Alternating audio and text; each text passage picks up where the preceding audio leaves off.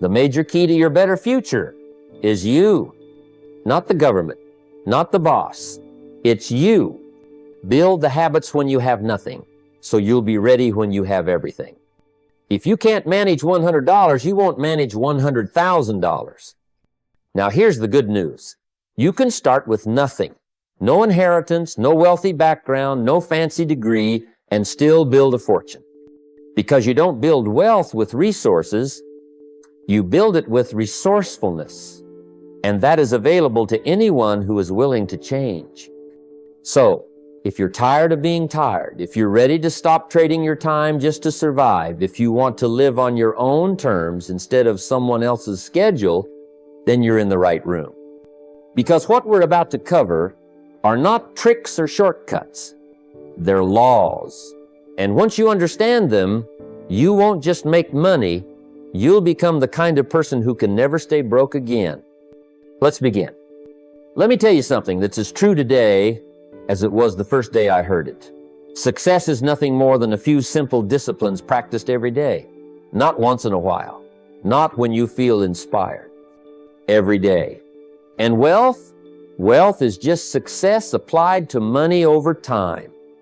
Most people are looking for the big break, the lottery ticket, the massive deal that'll change everything overnight. But the real winners, the ones who build fortunes that last, they're not chasing fireworks. They're laying bricks every single day. See, I once met a man who made $50,000 a year and kept $10,000. I also met a man who made $500,000 and spent $510,000. Which one do you think had the better habits? Wealth is not about the amount, it's about the method. And the method is discipline. Small disciplines, simple disciplines. The kind that don't seem like they matter today, but over time they build the life you want. The truth is, anyone can get rich slowly. But most people are too impatient to get wealthy the right way because it doesn't feel exciting. But the results? Oh, they're exciting. Let me give you a practical example. If you save just $5 a day, skip a fancy coffee, avoid a little impulse buy, that's $150 a month. And if you invest that with some consistency and decent returns, compound interest turns that into something that looks like magic in 10 years. But it's not magic. It's a discipline. And discipline, like money, multiplies. One of my earliest lessons came when I was broke and frustrated.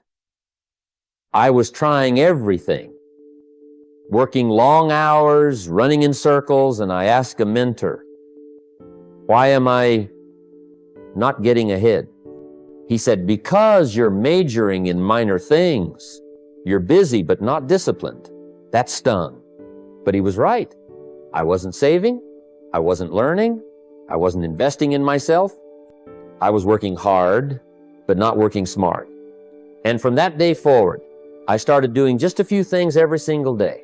Reading 10 pages of a good book, writing down my goals, reviewing my spending, thinking, reflecting, and slowly things began to change. Let's talk about reading for a moment. Just one book a month on wealth or personal growth gives you 12 new ideas a year. Multiply that by 10 years, and you're carrying the wisdom of 120 books in your mind. That's a treasure chest of strategies, mindset, and perspective. And it all started with a simple discipline: read a little each day. Now, it doesn't seem like much. It doesn't impress anyone. But in a decade, you're operating on an entirely different level. And that's how real wealth works. We live in a world obsessed with the urgent and the flashy. But wealth isn't urgent, and it's rarely flashy. It's deliberate. It's quiet. It's a product of habits that are invisible in the moment, but impossible to ignore over time. Like reviewing your finances every Sunday, or tracking your net worth once a month, or calling a mentor for insight instead of guessing in the dark. Each one of these is a small hinge that swings a big door.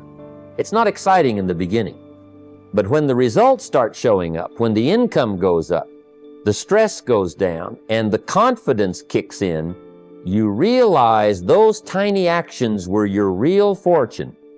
Let me challenge you with this. Make a list of 3 simple disciplines that if practiced every day would completely change your financial life in a year. Just 3. Then do them every day. Not perfectly, not for show, just consistently. The power is in the daily repetition. The wealth is in the rhythm. Because here's what I've learned. It's not what you do once that makes you rich. It's what you do daily. If you want to be wealthy, start with a few small, simple, repeatable actions and do them faithfully. Because what starts as discipline becomes habit, and what becomes habit becomes your life. Let me tell you, one of the greatest traps people fall into when trying to build wealth is thinking they need to have it all figured out before they start. They think the plan must be perfect, the timing just right, the skills fully sharpened. But here's the truth that changed everything for me. You don't have to wait until you're an expert to begin. You learn to earn by learning while you move. Progress doesn't come from sitting and thinking. It comes from stepping out and doing. Now, I get it. Most people are afraid of looking foolish. They want to wait until they've read every book, watched every video, taken every course before they take the first step. But success doesn't wait for you to be perfect. It waits for you to show up. And when you show up with what you have, you start the most powerful form of learning there is, learning through experience. Not just theory, but application. Not just ideas, but income. And when you apply what you're learning, you start earning, even if it's small at first. Let me give you an example from my own early journey. I was invited to speak at a small event years ago. I wasn't a polished speaker.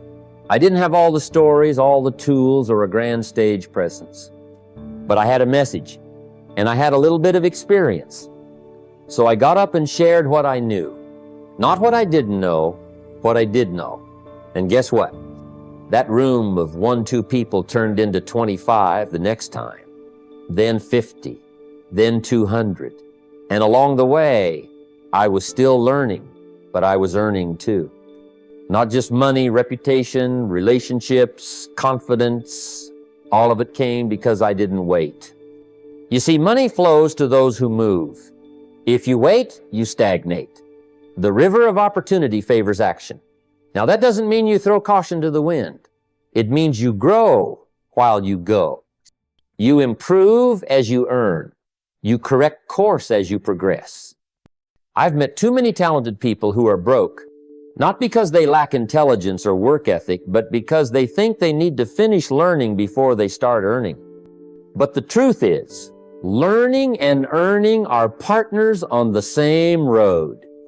Let's say you want to start a side hustle, selling a product, offering a service, maybe even coaching or consulting. Don't wait until you feel ready. Get started. Offer value where you are. Be honest about what you can do and then over-deliver on that. That's how trust builds. That's how referrals grow. That's how confidence multiplies. You learn the ropes by climbing them, not by staring at them. And here's something else. The faster you start applying what you learn, the deeper it sinks in. It's the doing that cements the knowing. You can read 10 books on investing, but until you put $100 into the market, you don't really know how it feels to win or lose. That emotional education, it's priceless. And the earlier you begin, the more experience becomes your ally. I remember a young man once came up to me after a seminar. He said, "I want to start my business, but I'm not ready." I asked, "What's your idea?" He told me. It was solid. I asked, "What's holding you back?" He said, "I'm afraid I don't know enough yet." I said, "Then go serve one person. One. Don't build a company. Solve one problem. Get feedback. Improve. Then serve 2. A year later, he was running a small but thriving service business. Not because he had all the answers, but because he took the first step before he felt completely ready. So here's what I'm saying to you. You don't have to be perfect to start, but you do have to start to become great. You don't get paid for what you know, you get paid for what you do with what you know.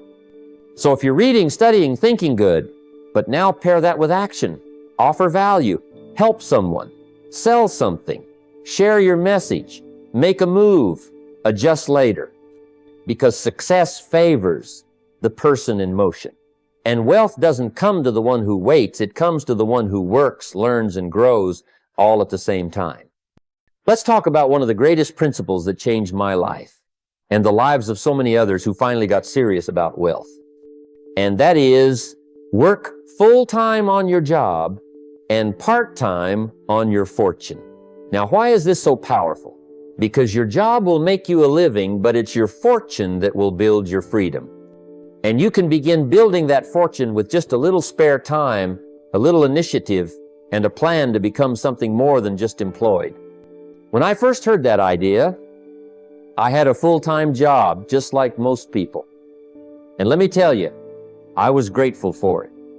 It paid the rent, kept food on the table, and allowed me to get by. But that's all it did get me by. I wasn't building anything I could call my own. I was exchanging time for money, and the moment I stopped showing up, the money stopped too. Now, that's not a bad place to start, but it's a terrible place to stay.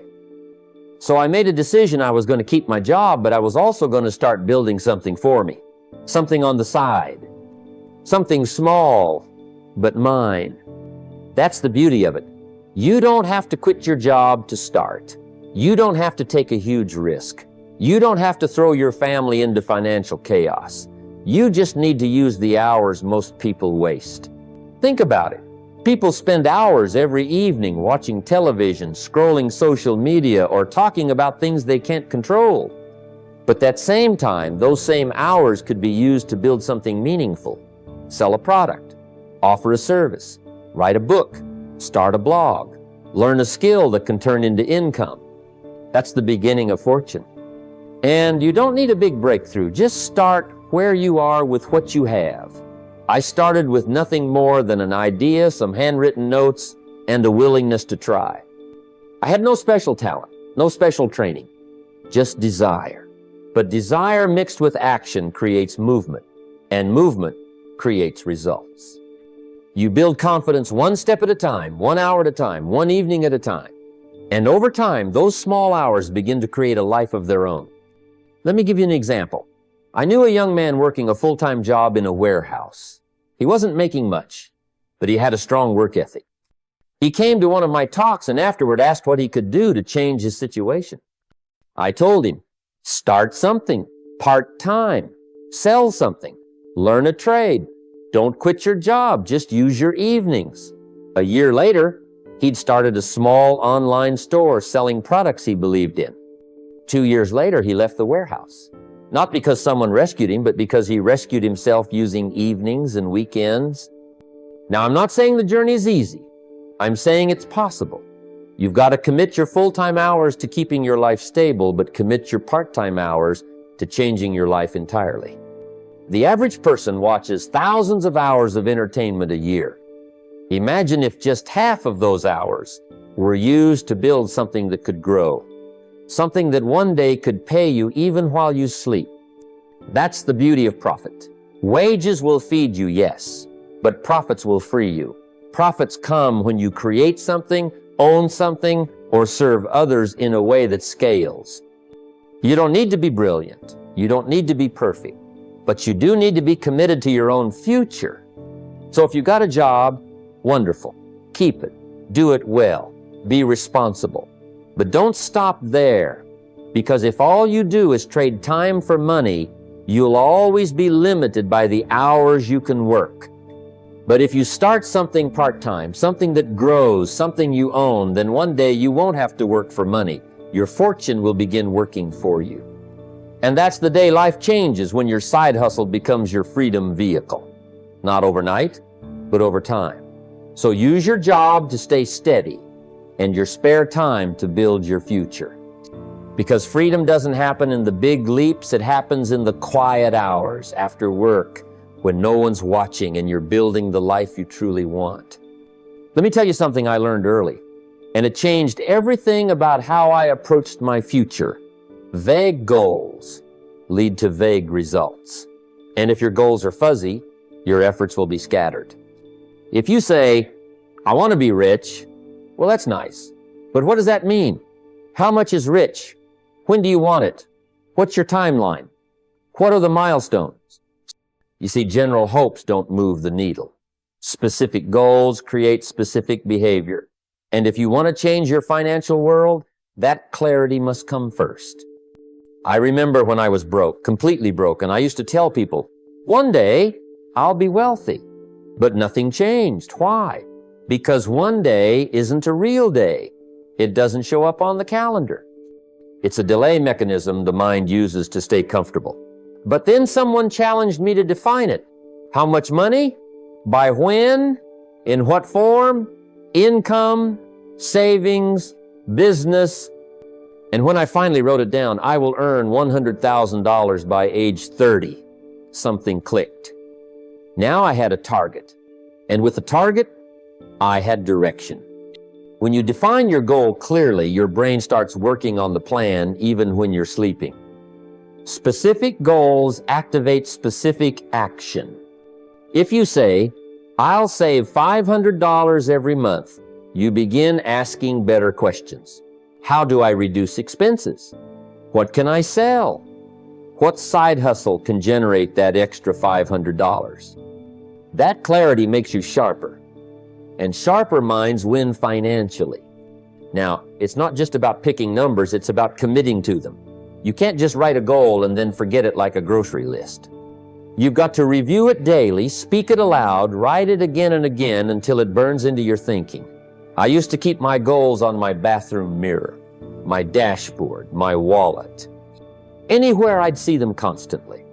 Because repetition creates focus, and focus drives behavior.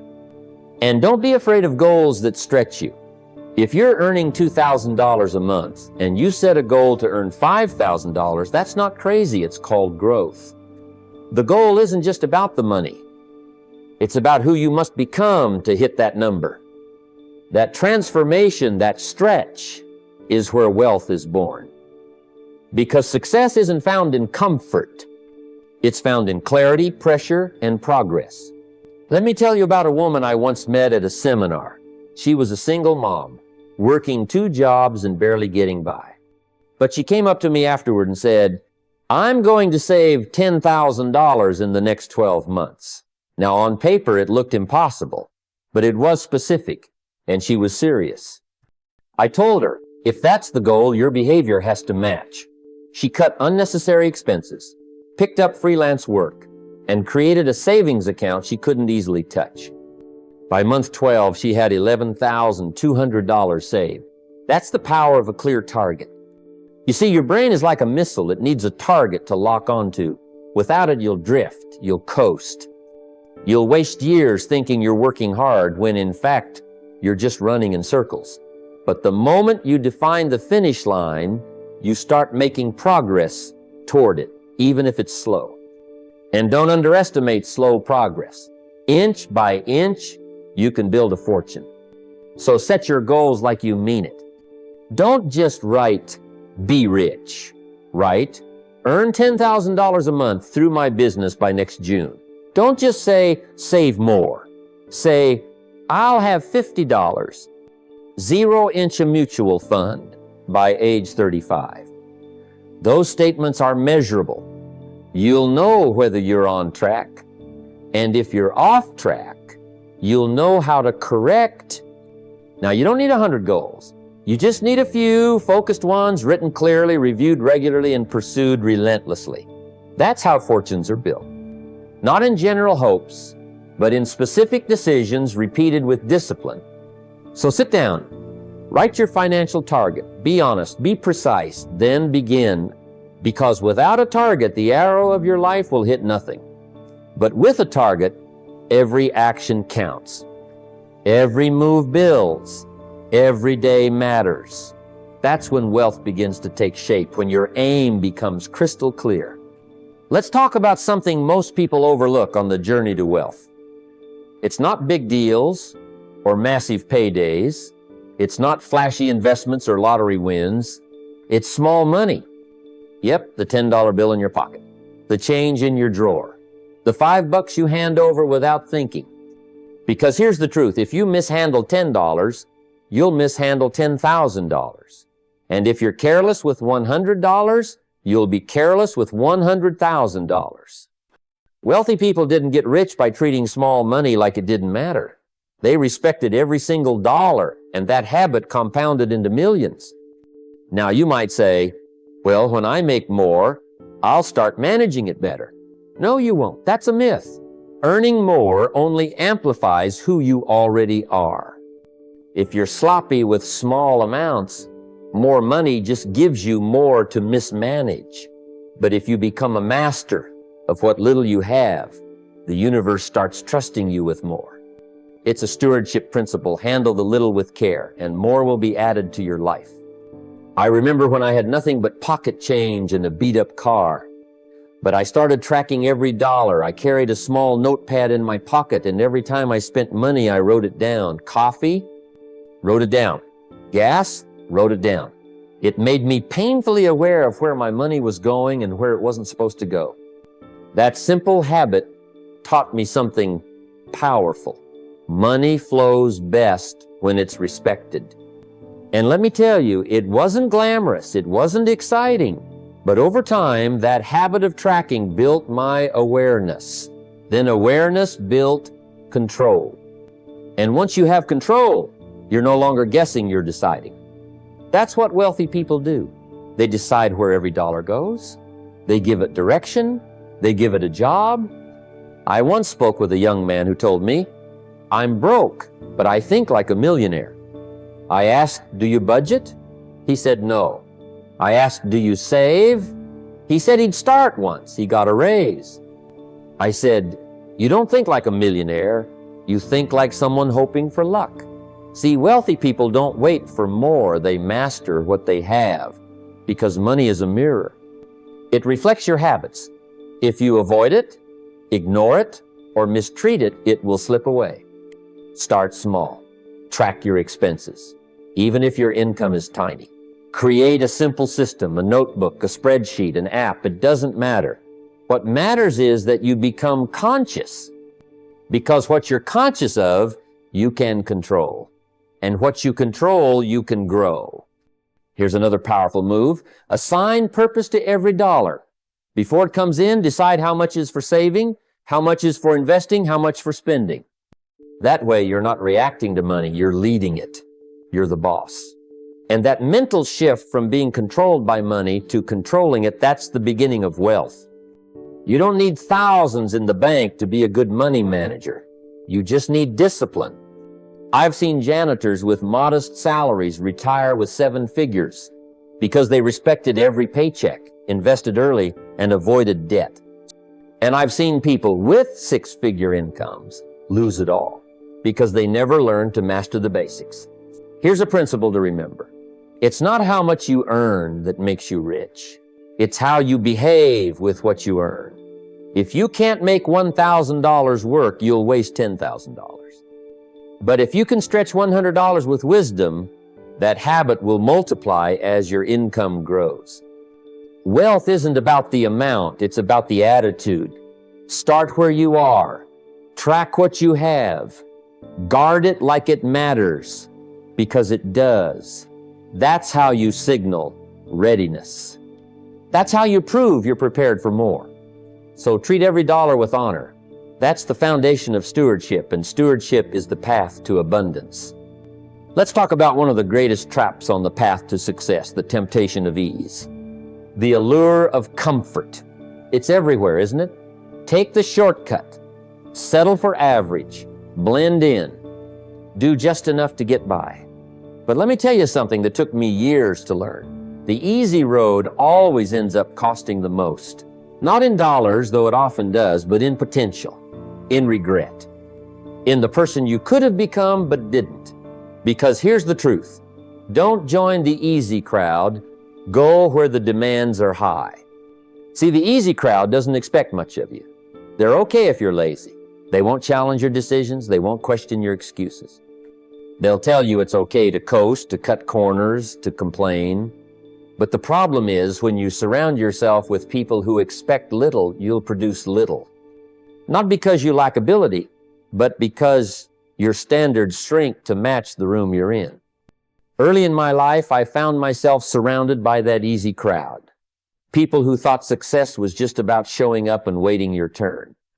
People who worked hard Monday through Friday, complained about their job, and spent the weekend spending what they hadn't really earned. I was caught in that rhythm too. Until one day, someone challenged me, really challenged me. They said, "You can keep going like this and end up just like everyone else, or you can raise your standards and see what happens." That moment burned into my mind. So I started looking for people who lived with purpose, who were building something, who demanded excellence from themselves and others. I noticed something strange. The people who made life look easy often had taken the hardest road. They did the difficult things, the early mornings, the reading, the saving, the discipline, the rejection, the lonely seasons. And because they did the hard things early, they were now living lives most only dream of. I joined them, not physically at first, but mentally. I studied their habits, I copied their disciplines, and I started to realize something. Growth is always just beyond your comfort, not in it, just outside it. It's in the rejection you avoid, the meeting you fear, the decision you delay, and when you choose to face those things, you grow every time, because growth is not automatic. It's intentional. You've got to pursue it. You've got to go where the demands are high. When I started speaking, I wasn't a great communicator, but I kept showing up, refining, failing, improving. I didn't run from the discomfort, I ran toward it. And every room that stretched me, every event that pushed me became a stepping stone. That's how confidence is built, not by repeating the easy, but by mastering the difficult. And here's the key. Discomfort is the tuition you pay for personal growth. It's the gym where your potential lifts heavier weights. And if you don't train yourself in discomfort, life will force it on you later in the form of lack, limitation, and regret. So train now. Train with purpose. Get around mentors who expect more from you than you expect from yourself. Let their standards become your new baseline. You've got to ask yourself, am I playing this game to survive or to win? Because if you want to win, you've got to go where the winners go. And they're not in the easy crowd. They're in the growth crowd, the disciplined crowd, the crowd that wakes up early, reads books, shows up consistently, and refuses to settle. You've got to be with people who say, "Good job, but you can do better." That one sentence can change your life if you hear it from the right person at the right time. Remember, you're not here to be average. You're here to grow, stretch, build, and lead. And all of that happens outside the easy zone. So choose challenge over comfort. Choose the high standard. And don't just fit in, rise up.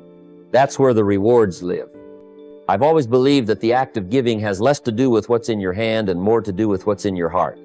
Most people wait until they have more before they give. They say, "When I make 6 figures, I'll start giving," or "When the business takes off, then I'll help." But here's what I've discovered over the years. If you can't give when you have little, you won't give when you have much. It's not about the dollar amount. It's about the spirit behind it. Give even when you have little, because that decision sets the tone for abundance. Early in my career, I was flat broke. And I mean broke, not just low on money. I had empty pockets and an empty bank account. I was trying to sell goods during the day and wondering how I'd pay rent at night. One evening I was out walking, just trying to clear my head, when I saw a little girl selling flowers on the corner. Just $1 a stem. I stopped and chatted with her. She had the brightest smile and the simplest goal. She said, "I'm helping my mom buy groceries." Now, I had exactly $2 in my wallet. One of those dollars was supposed to be for coffee the next morning, which felt like my only treat back then. But something in me said, if you can't part with $1 now, how do you ever expect to handle 1,000?